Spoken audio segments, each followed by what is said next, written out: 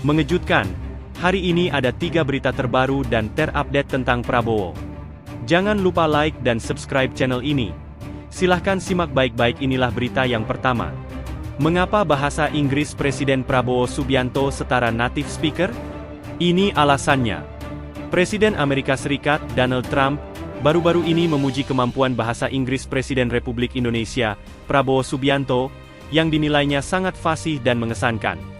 Trump menyatakan bahwa kemampuan bahasa Inggris Prabowo sangat luar biasa.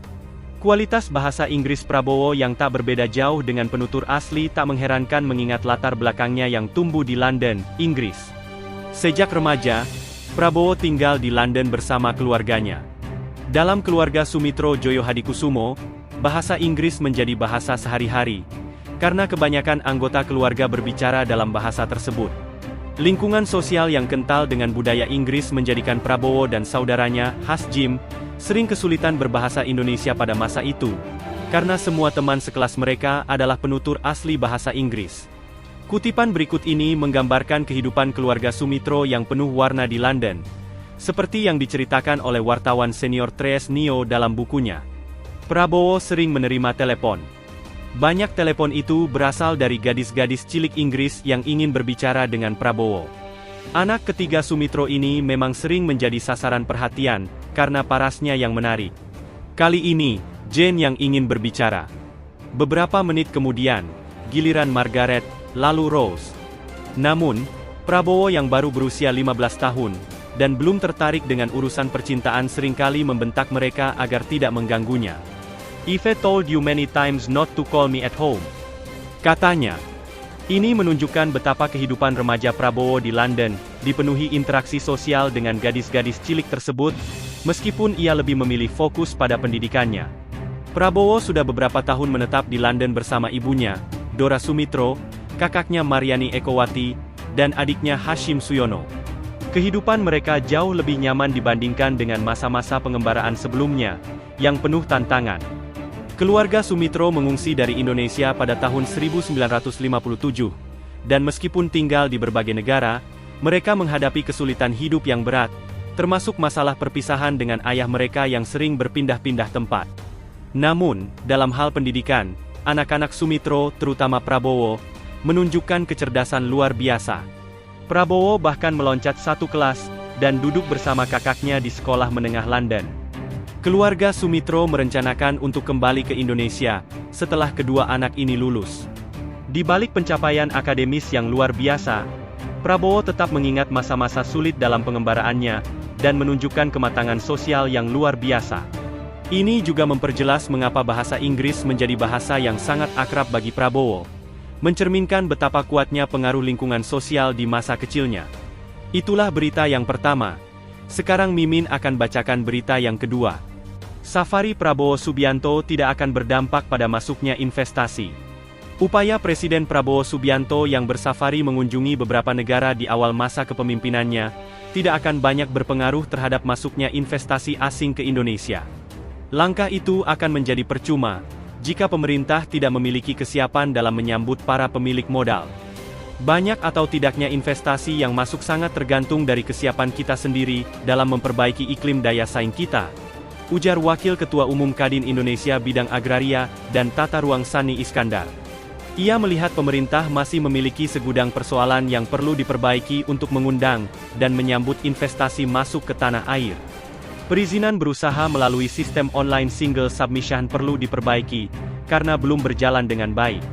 Penguatan sinkronisasi kebijakan antar kementerian dan lembaga di pemerintah pusat, juga disebut, masih menjadi pekerjaan rumah yang urung rampung.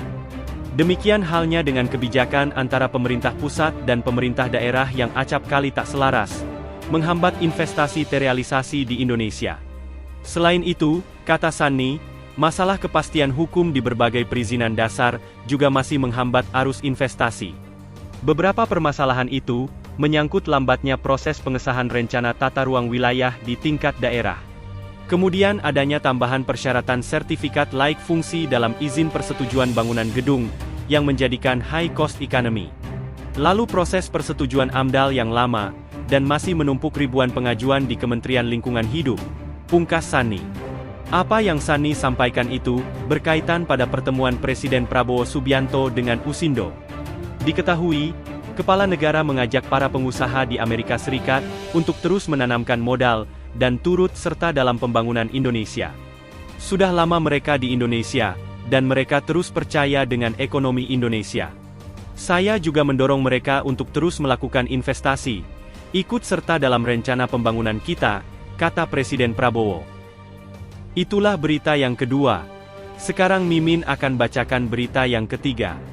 Cina bakal danai program makan bergizi gratis Presiden Prabowo. Kesepakatan tercapai.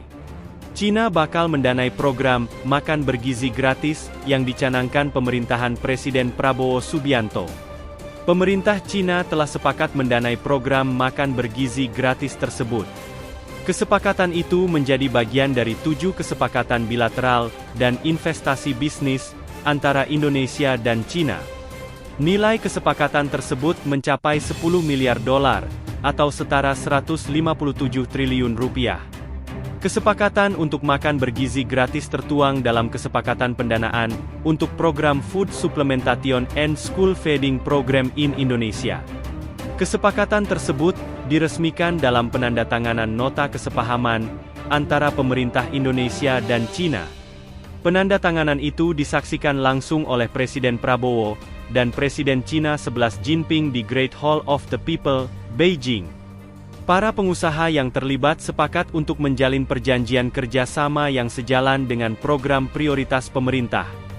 Hal itu mencakup ketahanan pangan, ketahanan energi, hilirisasi 26 komoditas utama dalam negeri, serta pemajuan sains dan teknologi. Presiden Prabowo menjadikan Cina sebagai negara tujuan untuk kunjungan kenegaraan pertamanya, sejak resmi menjadi Presiden RI.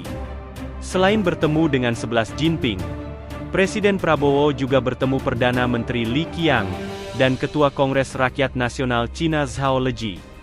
Berita selanjutnya. Nasaruddin Umar ungkap pesan Prabowo, untuk bersih-bersih Kementerian Agama. Menteri Agama Nasaruddin Umar memberikan pesan khusus, kepada jajarannya terkait upaya membersihkan Kementerian Agama dari praktik koruptif. Dirinya meminta jajarannya untuk tidak melakukan tindakan koruptif. Presiden Prabowo Subianto, kata Nasaruddin Umar, telah berpesan agar dirinya melakukan pembersihan Kemenag. Kemarin rapat terakhir, Pak Presiden betul-betul berpesan, kalau ada orang-orang yang tidak benar di kantornya, saya beri mandat kepada kementerian. Menteri sepenuhnya harus melakukan pembersihan kepada kementeriannya. Jangan takut, saya di sampingnya, ujar Nasaruddin Umar. Pesan ini disampaikan Nasaruddin Umar pada kick-off meeting strategi dan arah kebijakan Kementerian Agama 2025 hingga 2029 di Auditorium HM Rasjidi, Gedung Kementerian Agama, Jakarta. Nasaruddin Umar meminta jajarannya untuk menghentikan segala bentuk tindakan koruptif dalam pelaksanaan anggaran. Bahkan dirinya juga meminta jajarannya untuk tidak memberikan kepada dirinya apa yang bukan menjadi haknya. Jangan memberikan kepada menteri apa yang bukan menjadi haknya, katanya. Imam besar Masjid Istiqlal ini menegaskan bahwa membersihkan Kementerian Agama dari praktik koruptif menjadi komitmennya.